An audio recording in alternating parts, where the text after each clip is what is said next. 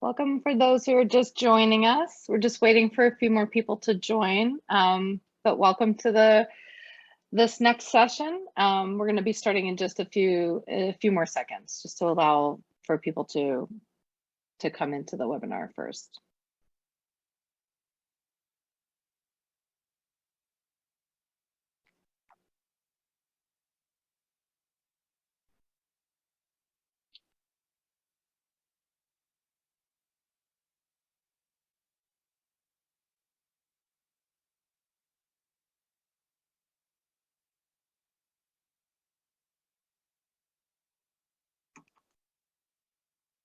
Okay. Great. It looks like we're up and running. I want to say again, thank you so much, everyone, for joining. This is the webinar on how resiliently designed food systems achieve both NRM and nutrition wins. This event is hosted by the Scale Award, funded by USAID's Bureau for Humanitarian Assistance. Before we begin, we'd just like everyone to be aware that we're providing French interpretation for this event. So to follow the webinar in French, just click on that small globe at the bottom of your Zoom screen that says interpretation and then select French. Once you've selected your language, you can choose to mute the original audio, or you can hear it in the background at a lower volume. Also, during the webinar, we encourage you to post your questions in the Q&A box that you can see at the bottom of the screen as well. My name is Jen Mayer, and I'm the Collaboration and Learning Advisor for the Scale Award. I'm being joined by my colleague, Kristen Lambert, as well, who's the director of the Scale team. For those of you who are unfamiliar with Scale, Scale is an initiative funded by USAID's Bureau for Humanitarian Assistance. And I'm joined today by our presenters, Stanley Matuma, Ernest Dubé, Bolo Adzogan, and Mulu Gebremichael. You can find their detailed bios on the event page. And the speakers today will share their experiences at the design, program iteration, and research phases. You'll also have a chance to see and evaluate for yourselves what resiliently designed landscapes look like. For those of you who are unfamiliar with Scale, it's an initiative funded by USAID's Bureau for Humanitarian Assistance to enhance the impact, sustainability, and scalability of BHA-funded agriculture, natural resource management, and alternative livelihoods activities in both emergency and non-emergency contexts. I think next slide, please. Yeah. Scale is implemented by Mercy Corps in collaboration with Save the Children.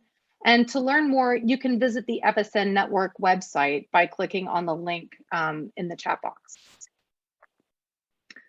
So today's session will take us through the progression of thinking, planning, and practice of resilience design in smallholder.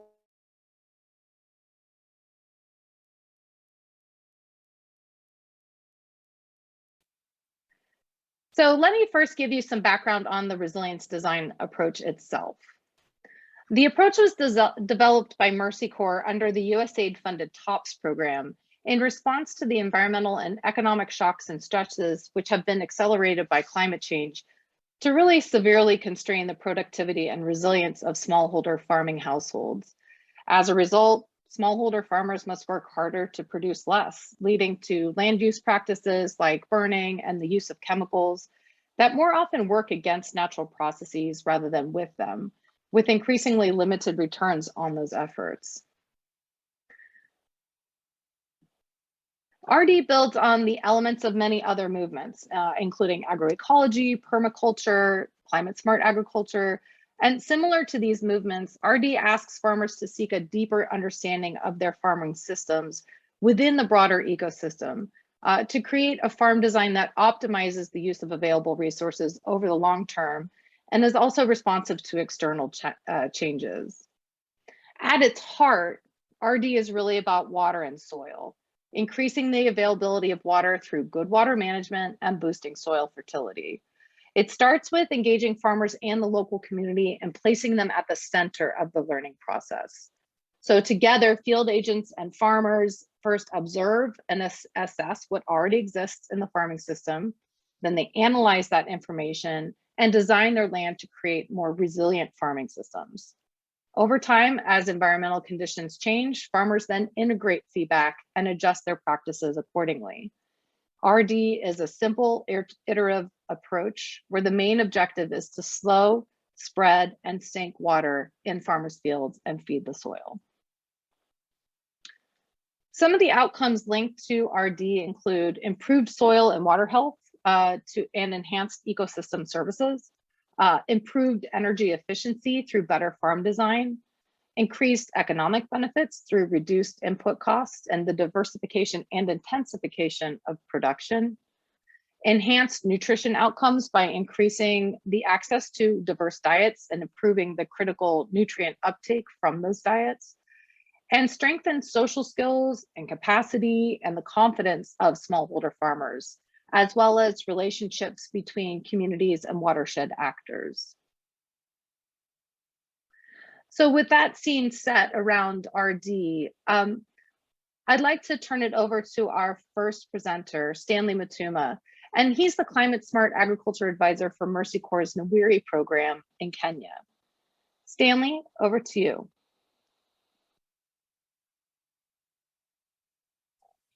Hello, everyone. My name is Stanley Mutuma, the Climate Smart Agriculture Advisor for Nawiri program.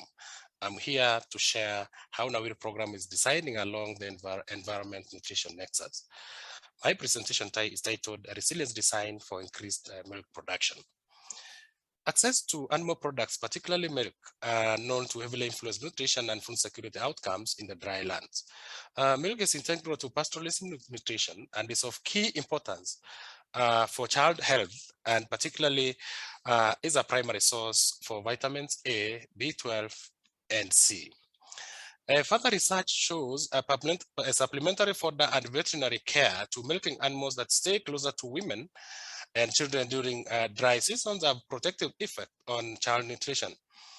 But the only challenge is they rely on external actors limiting replicability, scalability, and effectiveness of these interventions. Next slide. Nawiri program works with the local governments and communities to sustainably reduce persistent acute malnutrition in 2 counties of Samburu and Turkana through addressing key drivers of malnutrition such as climate change and social gender norms. Next. In Turkana and Samburu counties, land use change, wide-scale land and water degradation, coupled with the animal disease prevalence, interact to limit local milk production. Further, increasing frequency of drought and reduced access to rangelands, shrinking herd sizes each season. This makes it hard for poor households to maintain the number and health of animals sufficient for milk production for home consumption and sale. This trend is driven by poor animal nutrition, low water intake, and disease incidences. When we were designing Nawiri, it was clear that we needed to address the underlying causes, limiting the overall health and productivity of the system, and apply strong analysis of the sustainability and cost effectiveness of approaches to making milk available to the poor households. Next. The Nawiri program design focuses on restoring ecosystem services such as nutrient cycling, soil erosion control, and water retention by employing the resilience design approach in a way that is responsive to community priorities. The program then seeks to directly link the improved functionality of these ecosystem services to improved livestock productivity and ultimately household nutrition outcomes. Next. Although it has been tested and iterated across East Africa, including in the drylands, the resilience design approach has not yet been tested in the context of increasing milk production, specifically in a pastoralist context. Therefore, to understand whether the design is having its intended or even unintended impact, Nawiri has specifically included action research and learning through implementation components as a key program activities. The milk availability study is designed to specifically investigate the efficacy and value for money of the three interventions designed to increase the milk availability production. These three lines of inquiry or interventions include resilience design informed natural resources management to increase the availability of year-round forage and water. Number two, improved fodder production for both fresh feeding and preservation for dry season feeding, and finally breed species improvement. Next. NAWIRI aims to understand how and whether resilience design approach, when used in this context, can address root causes of land degradation and increase livestock productivity for household nutrition. The central question of the study is whether investment in resilience design informed agroecological practices increase localized dry season production of milk in smallholder households in their cells. In addition, the program seeks to understand the parameters of this effect. For instance, do these effects require minimum area of land and improved management to sustain milk production in poor households during the dry season?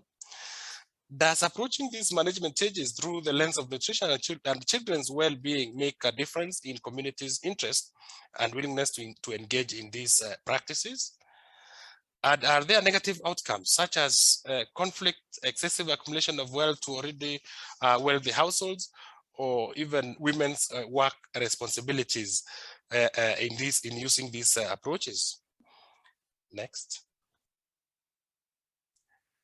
Although the study will certainly inform decisions around how to adapt the design at inception, it will not be a one and done. Instead, the milk availability study will set the direction for NAWIRI's ongoing intentional collaboration, learning, and adaptation effort throughout the program. The study will help identify risk-informed, cost-effective solutions that enable reliable, sufficient household access to milk throughout the year, including assessing the value for money of such approaches at this scale and in this context. Thank you very much, and back to you. Thank you so much for that, Stanley. Just a reminder that for the participants to go ahead and drop your questions and comments in the Q&A box, and we'll have a short Q&A after our next presentation. So to introduce him, our next speaker is Ernest Dube, and he's the Monitoring, Evaluation, and Learning Director for Mercy Corps' Food Security Program in South Kivu, DRC. Ernest, over to you.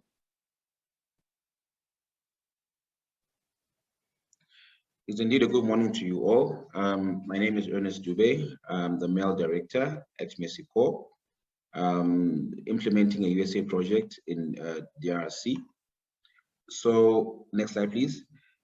So the name of the program really is FSP, which works to improve the resilience and food security of communities in the face of prevailing shocks and stresses, including those which are actually induced by climate change. Next slide, please.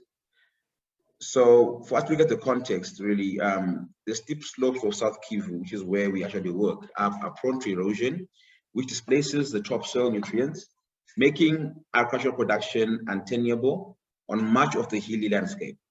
The valleys are actually controlled by the large commercial growing operations, leaving vulnerable households to vie for increasingly more scarce and less productive areas. Climate change is only accelerating this underlying socio-ecological inequality.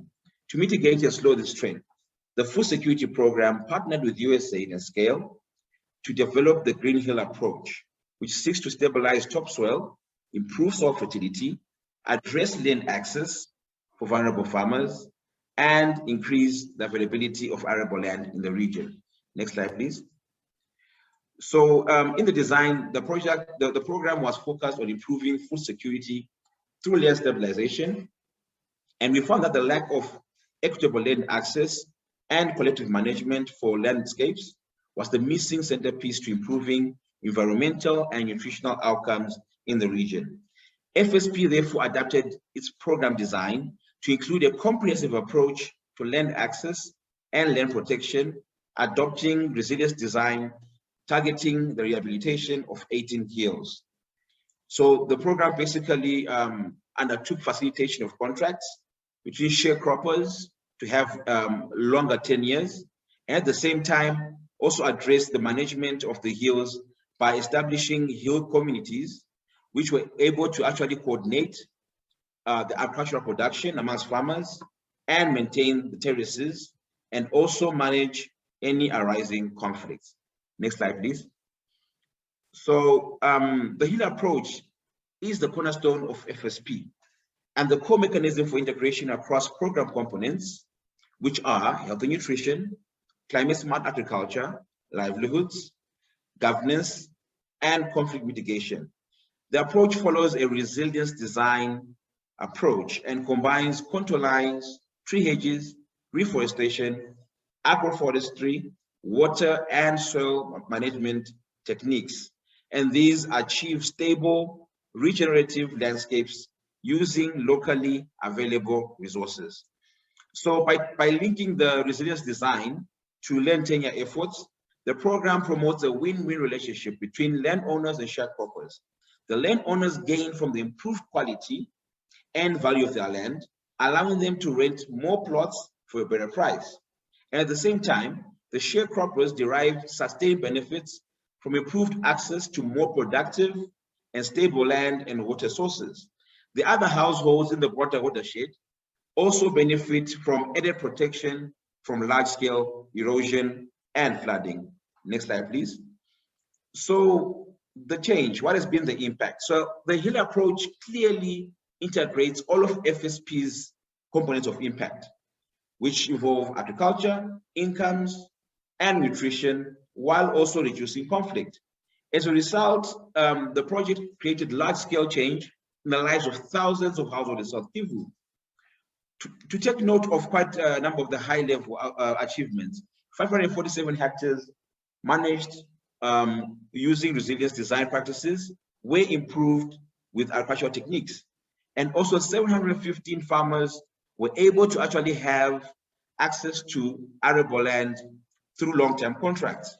So the resilience design principles also cascaded down to the formation of perma gardens, which have a variety of foods in them, including beans, pulses, and vegetables, which bolster nutrition security. That's the 175% increase in dietary diversity. Next slide, please. So before I close, I'm going to show a few images of the way in which the hill approach, based on the resilience design principles, has transformed the hills of South Kivu. Lo and behold, this is Bushuma Hill at the start of the FSP program. You will see how bare the hill is. Next slide, please. So what did we do? So we mobilized the hill committees to also mobilize community members to establish contour lines, to slow sink and spread water and provide protection from the erosion, as you can see from the photo. Next slide, please. And the result now was, there is a difference. If you look at the tree hedges, before really it was bare and there's nothing much to talk of, but now there's a lot of vegetative cover on these hedges. Next slide, please. And voila, this is Bushuma Hill today, totally transformed after FSP interventions. Next slide, please. Thank you. And I would like to ask for any comments or questions. Thank you so much, Ernest. That was great. So yeah, now we have time for a question or two. And seeing none in the Q&A box, we actually have a question that I'd like to hear both Ernest and Stanley give their thoughts on.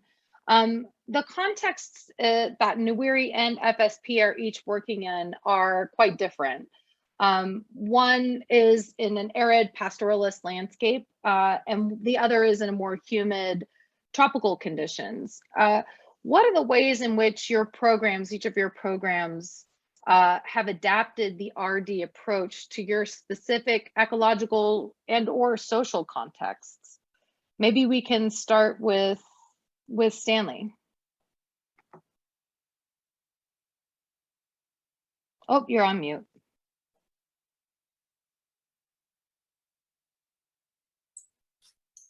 Thank you for that, Jennifer. Nawiri program is actually looking at resilience design in the respect of milk production. Basically, at the moment, we are focusing more on testing the resilience design approach in the context of forage production purposely to enhance milk production in ASALs. This approach has not been tested in ASAL, so we are actually looking at that in the context of increasing milk production. Okay, that's really interesting. Ernest, any thoughts on how the RD approach was sort of adapted to your specific context in DRC? Yes, so in the DRC context, really, given the landscape, which is really quite very hilly, the R&D approach has really transformed the lives of quite a number of households. This is because we use what was actually readily available locally, and we use technologies which were actually understood by our target participants, and we're able to adopt those. And it cascaded on to an increase in the production, and also not only just the quantities of the production, but also diversity. So what is important to note is that these hills really, there was nothing on them before. They were just lying there, and through the RD approach, we're able to actually exploit those hills and actually assist farmers in increasing production and diversity. Thank you so much for those really good insights. Oh, I see a question we might be able to touch on very quickly. What's the potential for these programs to go to scale for this approach? Interest from governments in expanding into new areas. I think for Nawiri, you may not be quite at that point yet, but maybe Ernest has a thought or two on that point. Yes, so actually, here in the DRC, really, land conflicts are very, very common. And what this yield approach has really done is increased social action, and has gained much interest really from quite a number of stakeholders, and they're willing to actually replicate the same approach on other hills, which are really uninhabited and which are actually bare at the moment. So we are really already working with the different ministries, including the Ministry of Agriculture, on how we can actually scale up and how the government can support other participants in non-FSP areas. So it has received quite great reviews. Yeah, that's a great element of the approach, is that sort of cohesiveness that builds around it. Thanks for that. That's a really good point. One thing that we've thought a lot about in working with programs like Nawiri and FSP is how to elevate the application of RD concepts and practices in terms of impact. So over the last 8 months, the SCALE team has developed an intuitive observation-based tool for practitioners. And I wanted to walk you through that tool now. So we started by thinking about how we look at resilience design in action. Obviously, the key to scaling resilience design and maintaining quality is evaluation and learning. And we wanted to develop an easy to use tool in order to do this. So the tool is designed to be used jointly by a program team or mentor along with the farmers. It's a field-ready tool that should be used hand in hand with farmers and communities. And there are 6 technical elements that we look at when we're evaluating RD sites. The first is resources, and by that we mean we're looking for the site to maximize the use of locally available natural and man-made resources. But because resource use is sort of a cross-cutting issue, it is actually woven into the other 5 elements rather than treated as a standalone.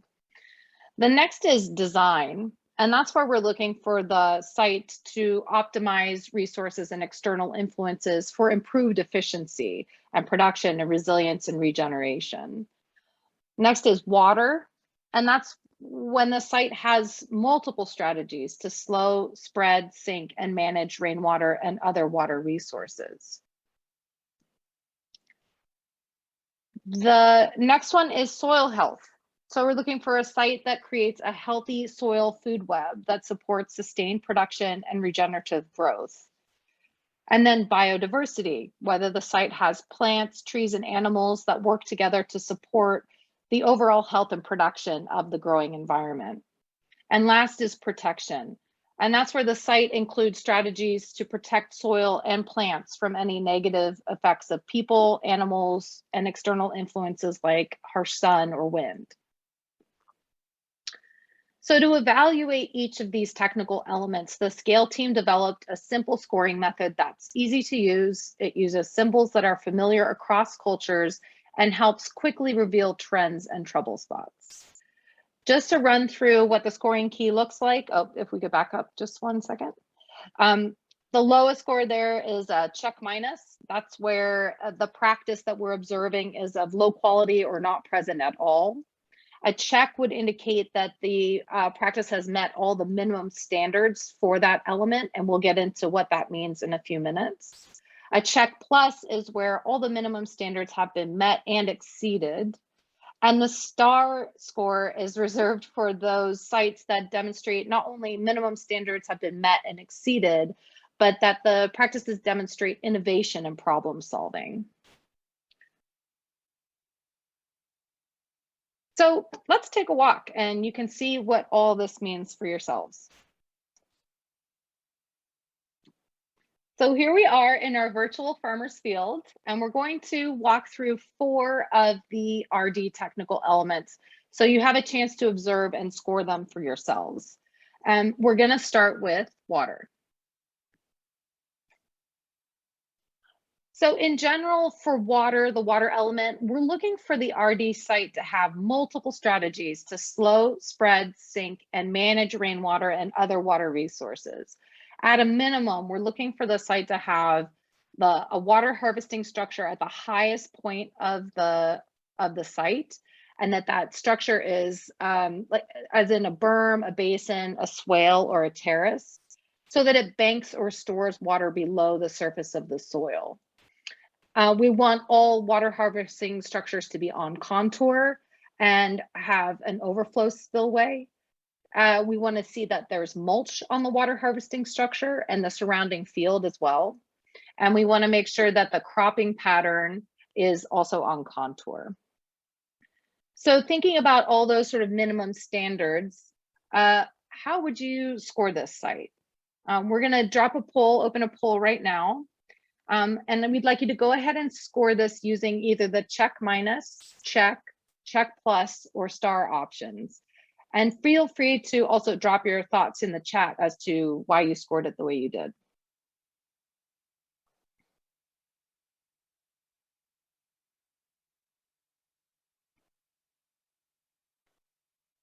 Okay. Just a couple more seconds for people to add their scores.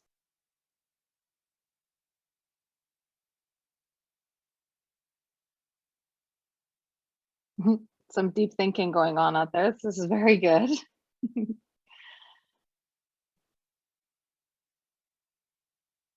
Okay, great. I think if you haven't scored it yet, yeah, let's just go ahead and show the results so you can have an idea of how everyone's looking at this.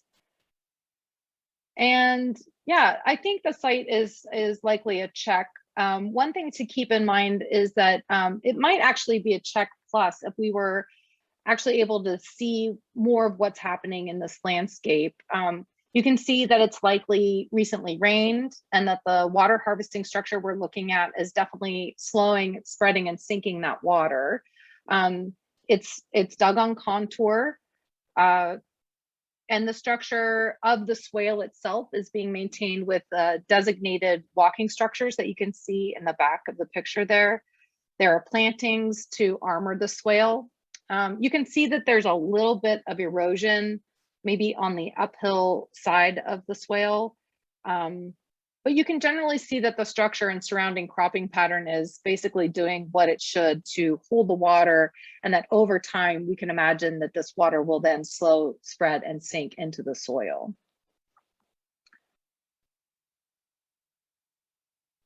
Great, okay, so let's move on to the next element, which is soil health. So for soil health, we're looking for an RD site that creates a healthy soil food web that supports sustained production and regenerative growth. At a minimum, to earn the check, we'd be looking for the site to have at least 2 soil fertility amendments, such as cow manure or ash, compost or charcoal dust applied to the whole field, and that at least half the field has been mulched. We want to see that the planting rows are on contour again. We want to see that the plants are looking healthy. We want to be able to observe and see organic matter present in the soil. And we don't want to see signs of visible erosion.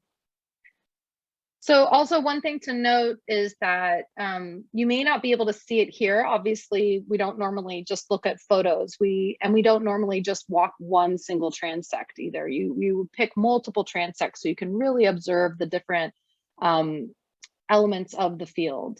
But so what we can't see here, but if we were standing in the field, we'd be able to know that we'd be able to see if the farmer had put some manure and ash in that soil. We would lean down and touch the soil and feel that it's cool to the touch. We'd be able to see if it had been prepared at a depth of maybe 30 centimeters or more. These are all observations that we would want to make that are hard to make from a photo. But based on that, how might you score this site? We're going to share another poll. So go ahead and submit your score using it, and feel free to add your rationale to the chat.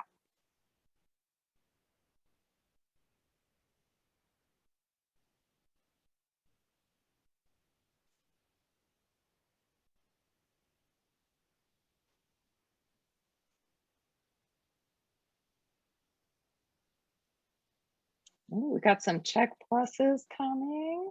This is exciting.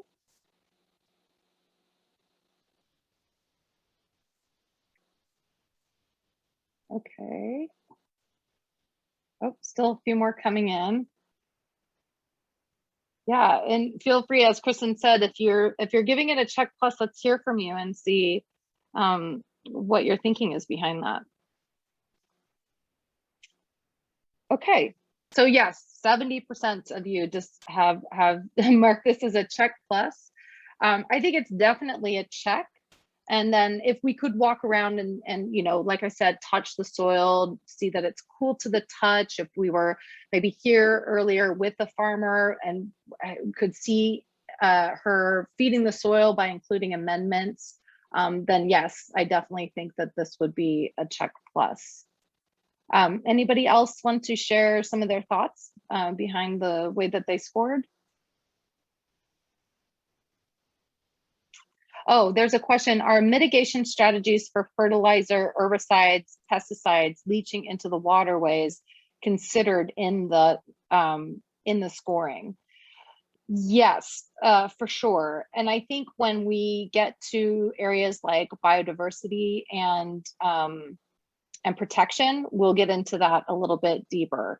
But there are definitely elements where we want to see biofertilizers and biopesticides being used rather than chemical, and that would count towards the score in that element. So I hope that answers that question. Any other thoughts before we move to the next element? Okay.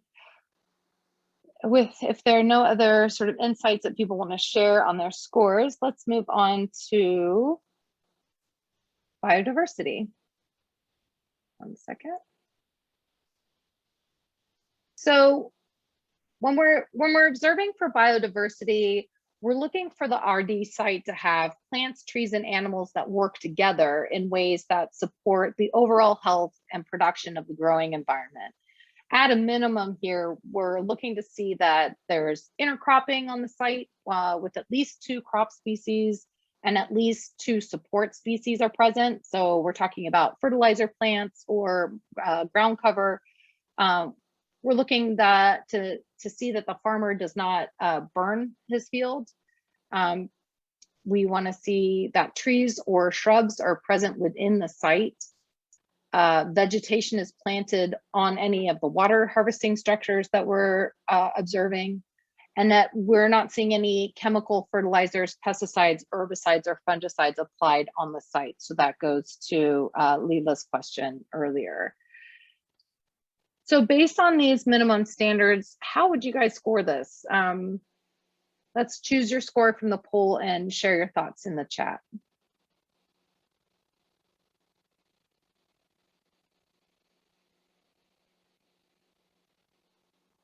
Seeing a lot of checks.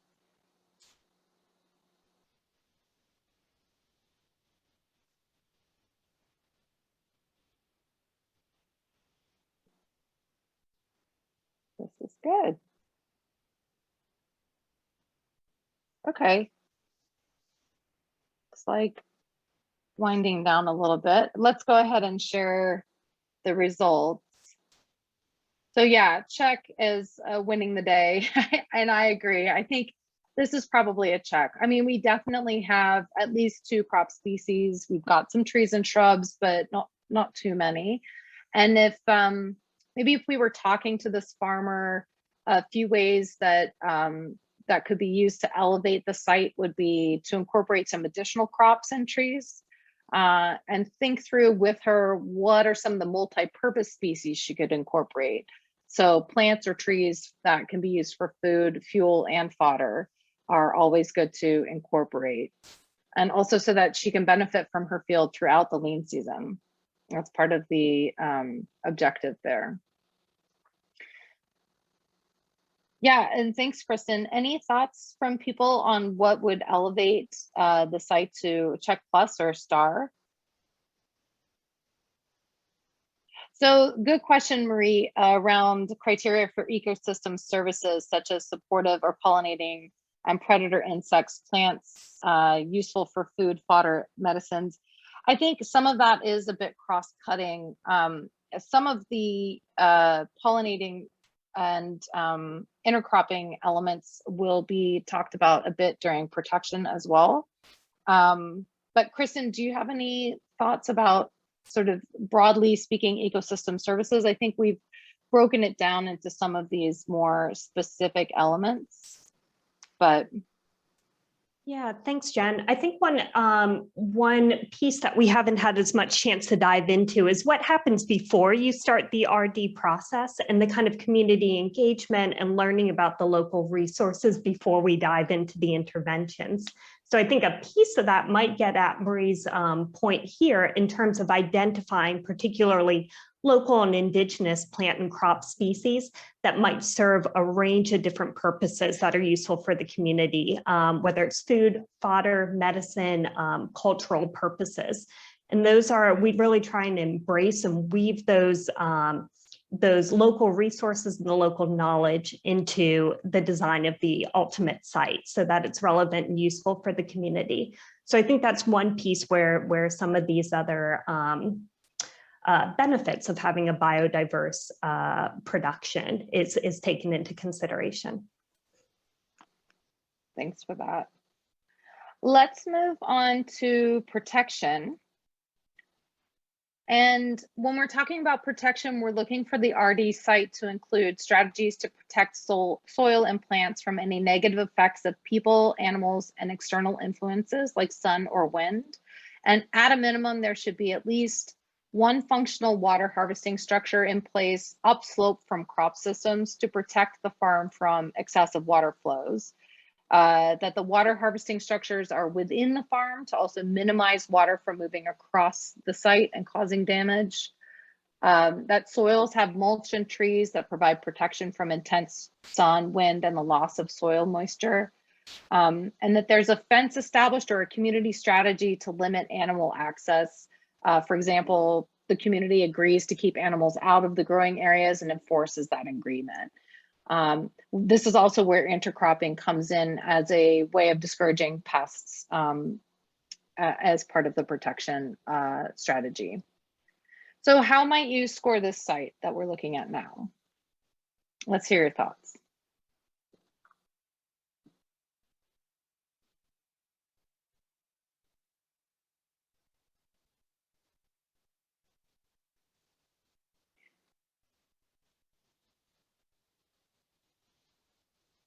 Okay.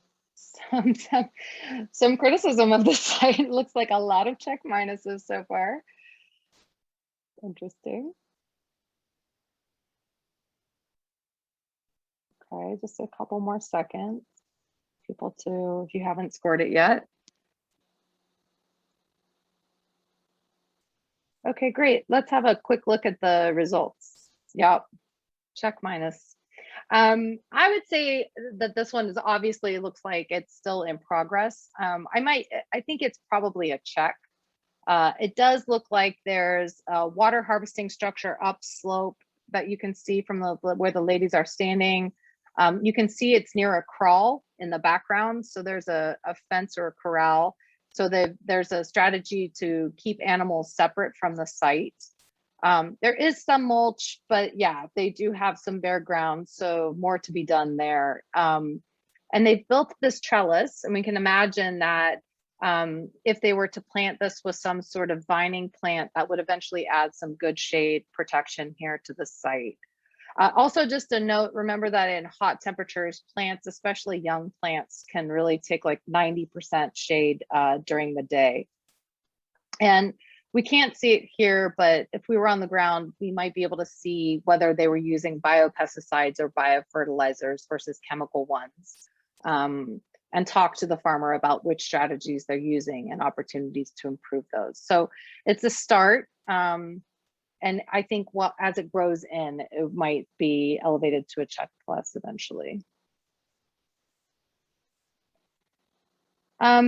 Okay, so we're about to wrap up our transect walk, but before we go, if you can go back to the parent slide. If we just want to show you what a star site might look like. At the very bottom right, yeah, there you go. So this is the sort of RD star site when everything is working together. And it's through monitoring, learning, and adapting that farmers can achieve a site where all of these elements are coming together. Here we've got water, soil health, biodiversity, and protection all working together with the benefits of each kind of layering on each other. Diverse crop and support species are providing not only food, but fodder, fuel, and other benefits like medicinal or cultural. And importantly, they're keeping this site providing those benefits throughout the lean or dry seasons. I think you can look at this and see that the site is clearly designed to slow, spread, sink, and save water. It's banking it in the soil, and it allows for year-round production and resilience on sites like these. So that wraps up our virtual transect walk. And I just wanted to shift now to, we've heard from programs like NWIRI and FSP about how their focus on resilience and the resource base can yield improved outcomes in terms of productivity and human food security. But what of the nutritional benefits to the animals in these systems? So let's now hear from Bola Adzogin, the director of the Livestock Systems Innovation Lab, and Mulu Gebremichael, the research coordinator at the lab from the University of Florida. Bola and Mulu, over to you. Thank you so much, Jennifer. I'll be presenting. My name is Mulu. I am a coordinator of EQIP research project at the Innovation Lab for Livestock Systems in the University of Florida. So we work with different livestock systems in sub-Saharan African countries. And so what I will be presenting is the design and of a resilient livestock system, and give some examples that we have worked on. Next slide, please. So the idea, the rationale behind designing a resilient livestock system is that livestock are very important for nutrition in the developing world. Given the fact that stunting and hidden hunger and malnutrition is very rampant in most developing countries, livestock basically provides the critical bioavailable micronutrients that can prevent stunting and other malnutrition problems. This is also very important because stunting is not only very widespread, but also affects cognitive development. It increases the incidence of chronic disease. It also affects national economies as well as personal life outputs.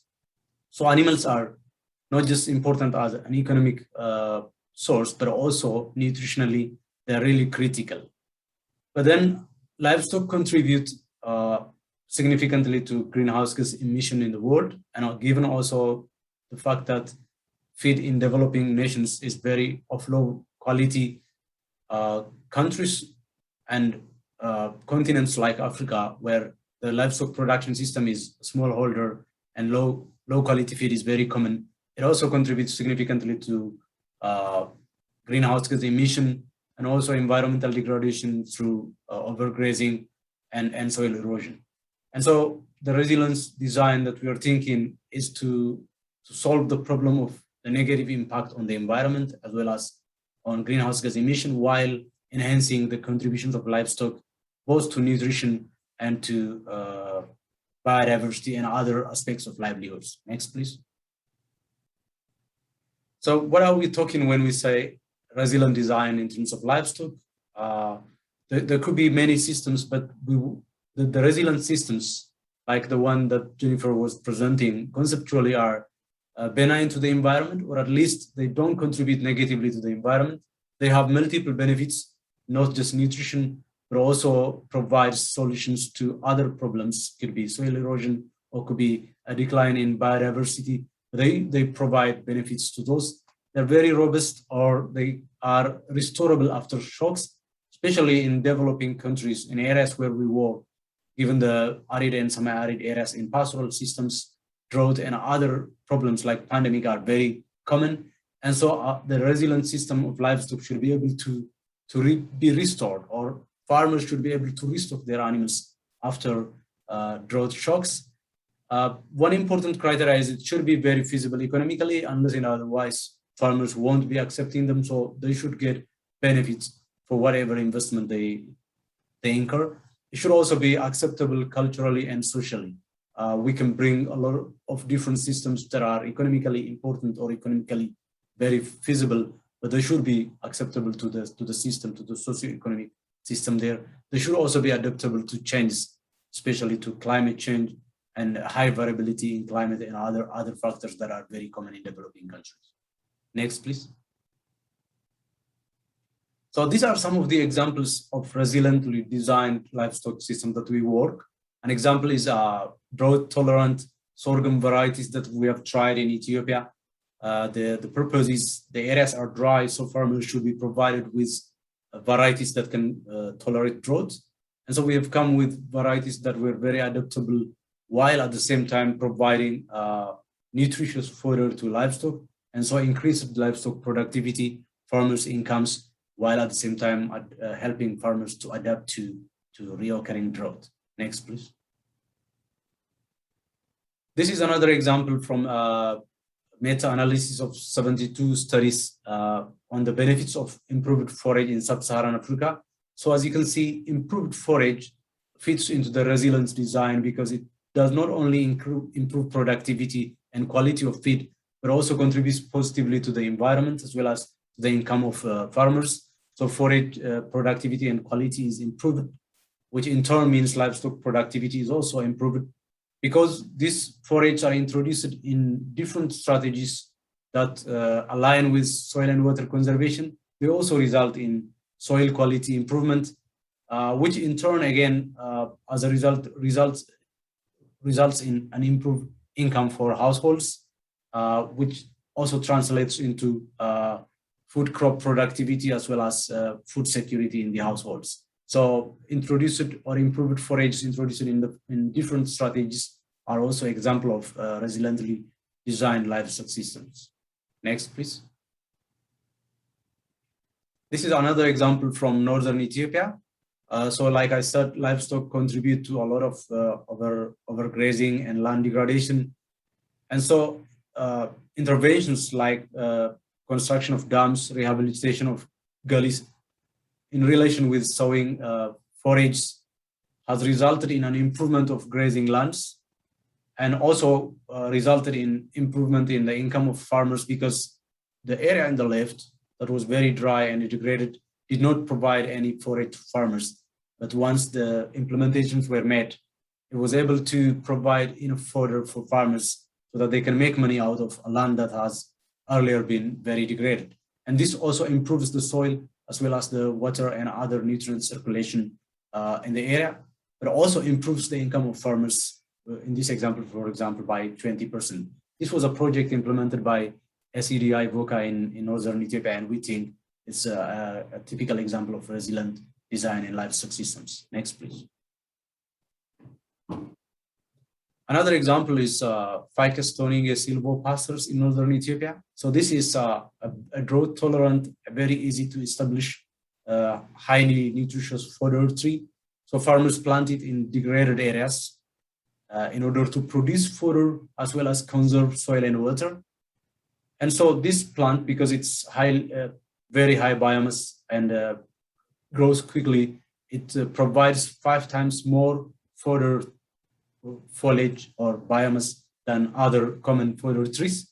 It's very drought tolerant and therefore enables farmers to produce fodder even at the driest parts of the year or even when there is drought. It enables to reduce water use for fodder production by 83%. And also because it's green, as well as it also creates a very good microclimate. It also contributed to attraction of biodiversity. For example, in a specific site in northern Ethiopia where we worked, it was able to re-attract locally extinct bird species and other weeds that grow underneath it. Because it's very good in terms of improving farmers' productivity. And in one study, for example, it was able to replace very expensive concentrates by up to 50%, helping farmers to reduce cost of production by 50%. And therefore, because it was very important in terms of many benefits, farmers planted it more than other fodder trees that have been pushed by government. As you can see in the graph below, while the proportion of ficus toninge silvopastures increased significantly over 1 decade time, the other species that have been introduced by government and other agencies were declining, showing that a resiliently designed system is more acceptable to farmers and communities than the others. So up to 2017 data, we have this technology adopted by about 20,000 households in northern Ethiopia, and just shows the benefit of resilient design in the forage and livestock system. Next, please. An example from Kenya, again, this is an integrated solution containing different packages of interventions in the livestock system, supplementation with concentrate, establishment of fodder, grasses and legumes, and others that are listed there. But it shows that because they are designed in an integrated way, they result not only in an improvement of milk, which is a percentage given to the right side, but also in a decrease in greenhouse gas emission of livestock. So at the beginning, I said livestock, especially in developing countries, because they depend on low quality fodder, they are hotspots for greenhouse gas emission. And therefore, if we implement technologies in an integrated way, in a resilient design way, it's possible not only improve the productivity of livestock, but also significantly reduce the greenhouse gas emission, or at least the emission intensity, that's emission per output from the livestock systems in developing countries. Next, please. So we think the technologies are there. There are different types of technologies. Well, there could be other technologies coming, tested, but we need to raise awareness, increase the knowledge and skills on those practices so that they can be accepted by the farmers. One of the most important reasons why many farmers do not take up technologies or resilient livestock practices is the lack of awareness, knowledge and skills, and therefore there is a need to build capacity in this way. It's also important to create enabling environments such as policy support, developing directives to encourage resilience practice in the livestock sector. There should be an encouragement so that farmers, small-scale farmers can adopt more of those technologies. But also there is a need for improved communication, partnership, and collaboration among stakeholders on the issue of resilient livestock design so that more of those practices can be practiced throughout developing world where we need an improvement while conserving the environment. Thank you so much. This is all. Thank you so much, Mulu. That was great. I think we have very limited time for one quick question. And I just wanted to ask it, one of the responses that often happens in time of emergency, as you sort of touched on, is that feed is brought in to sustain livestock through the crisis. Does this resilience approach have implications when it comes to the need for emergency livestock interventions around feed and animal nutrition? Can you talk a bit about that? And so one of the examples we showed, the Ficus toninga silvo pastures. So the reason we consider it is also resilient is that tree is evergreen. It doesn't dry even on the worst of droughts, and therefore it helps farmers to obtain crisis feed supply. In fact, sometimes they harvest the leaves whenever there is high growth and put it for use in the driest part of the year, and therefore it helps them to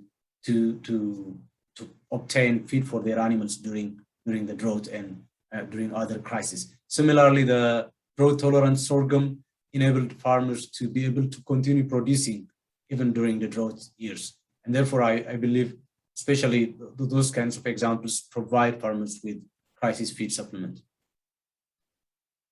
Okay, that's really helpful. Thank you. That's interesting. So I just wanted to note that we're actually nearing the end of the hour, but we did want to highlight 4 key takeaways from this session for you today. The first is that water and soil are key. I mean, improving and achieving nutrition and food security outcomes just requires a focus on improving soil fertility and water management. The next is that well-fed soils lead to well-fed people. Protected biodiverse farms produce food, fuel, and fodder for smallholder families year-round. It's also that learning and adaptation is really important. You know, resilience comes from continual monitoring, learning, and adapting in partnership with farmers and communities. And then the fact that cross-sectoral collaboration is so key. So we're focusing on this session on ag and nutrition here, but you heard from all the presenters that this work didn't happen in a silo. There's policy, government, gender, dynamics, WASH, all of these pieces are necessary to reinforce one another and to build productive and healthy landscapes and families. So if you'd like to learn more about resilience design, please be sure to check out the resources linked in the chat. The link will take you to a landing page where you can access the resilience design and smallholder farming systems approach, tip sheets, a toolkit, and the checklist that we used today. These resources have a lot of great practical tools and tips for programs, so be sure to check them out. I wanted to, again, thank all of our presenters, Stanley, Ernest, Mulu, as well as all of you participating with us today. It's been wonderful sharing this hour with you. We hope that you've gained valuable insight into the ways in which resilience design can address critical constraints in the environment nutrition nexus and how to observe and evaluate the application of RD for maximum impact. We're going to be sharing out Q&As that we maybe didn't get to today. We'll have mined those from the chat and the Q&A chat box. But thank you again for joining us today and enjoy the rest of the Borlaug dialogue. Please be sure to return to the Whova platform for the next session.